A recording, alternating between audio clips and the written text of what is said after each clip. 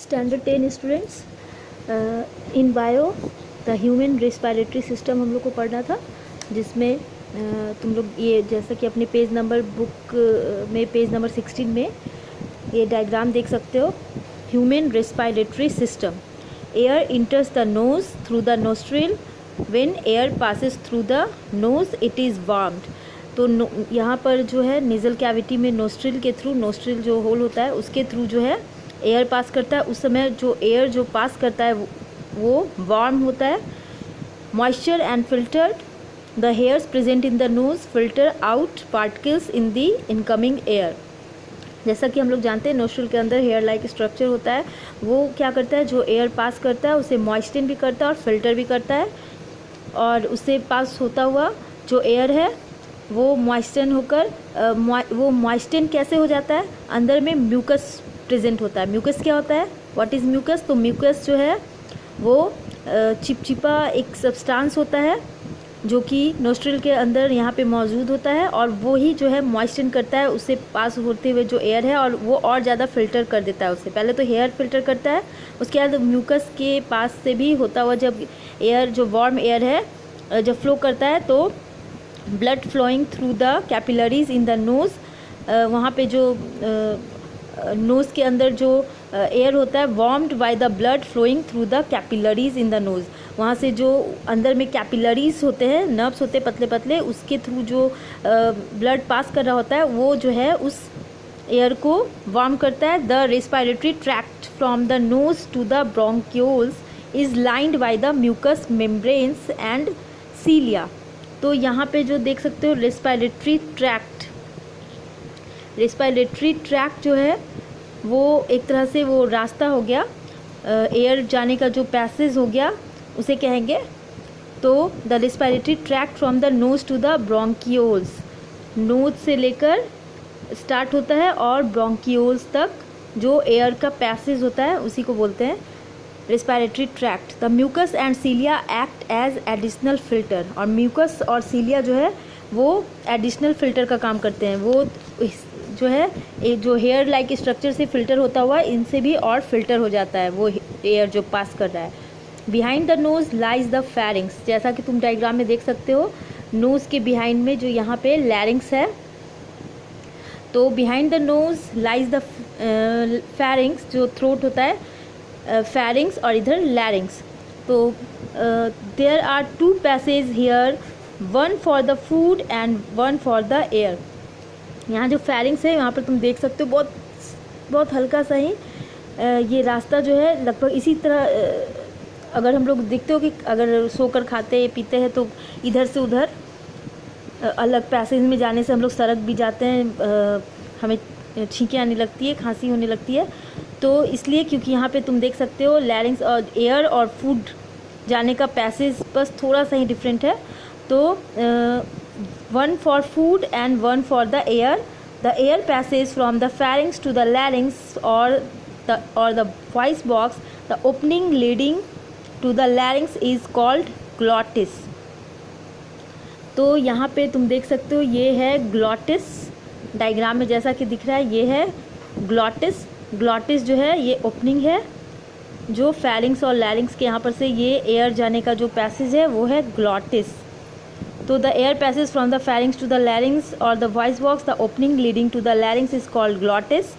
It is protected by a lid called epiglottis. इसके ऊपर एक लिड टाइप का होता है, उसे इपिग्लॉटिस बोलते हैं। Which prevent food from the entering the passage to the lungs, वही जो है प्रिवेंट करता है यहाँ पर फूड को एयर पैसेज में जाने से रोकता है। From the larynx the air goes to the trachea और the windpipe. The trachea is about 11 centimetre long. It is graduated by 16 to 20 C-shaped cartilage rings। यहाँ पे तुम देख सकते हो ये जो रिंग्स टाइप बना हुआ है कार्टिलेज रिंग्स है। तो बोल रहा है कि ये ट्रैकिया जो है 11 सेंटीमीटर लॉन्ग होता है और इसमें 16 to 20 C-shaped cartilage rings होते हैं, which prevent the trachea from collapsing. ये ट्रैकिया को कोलैप्स करने से, आपस में टकराने से रोकता है। The trachea divides into two tubes called ब्रोंकियाई।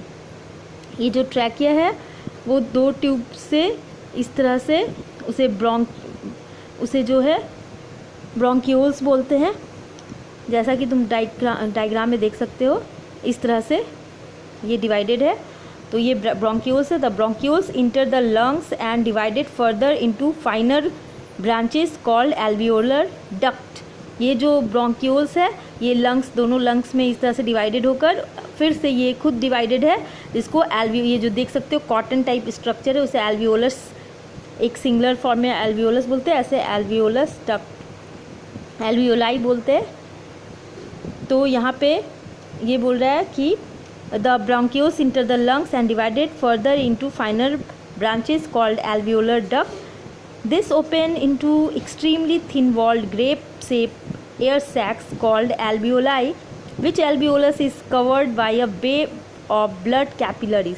तो ये कॉटन टाइप स्ट्रक्चर है एल्वियोलस में, एल्वियोलाई में या एल्वियोलर डक्ट में। एल्वियोलाई ये जो है इसके अंदर भी बहुत, अगर इसका फाइन डायग्राम देखोगे तो इसके अंदर भी एकदम बहुत फाइन नर्व्स गया हुआ होता है, जिसे ब्लड कैपिलरीज, उसके अंदर का फाइन ब्लड कैपिलरीज होता है।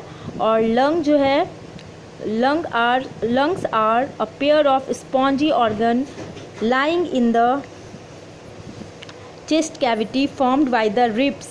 The actual exchange of gases between the air and the body takes place in the capillaries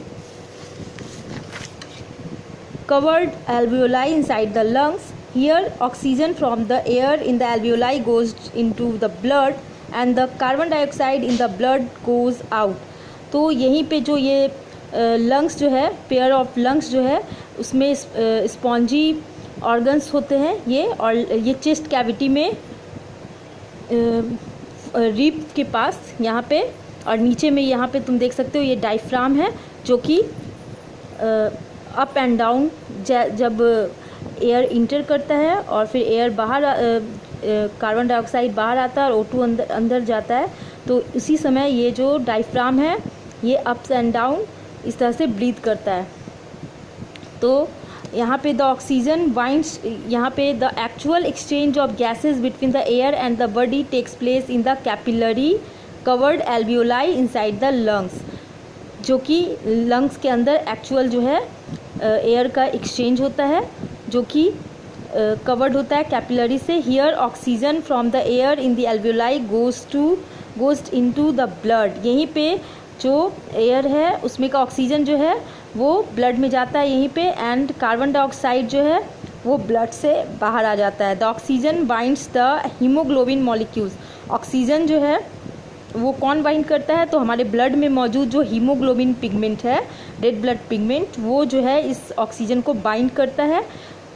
और रेड ब्लड कॉर्पसूल्स, इसके अंदर हीमोग्लोबिन जो है वो रेड ब्लड कॉर्पसूल्स के में होता है, and is taken to different parts of the body, और फिर यहीं से ये बॉडी के अलग अलग पार्ट में फिर सप्लाई करता है। तो मेन जो है इसका एयर किस तरह से पैसेज से फिल्टर होता हुआ गुजरता है, और जहाँ पे एयर जो O2 इन करता है वहीं पे उसी टाइम में ब्लड में घुला हुआ कार्बन डाइऑक्साइड भी उसी रास्ते से बाहर चला जाता है।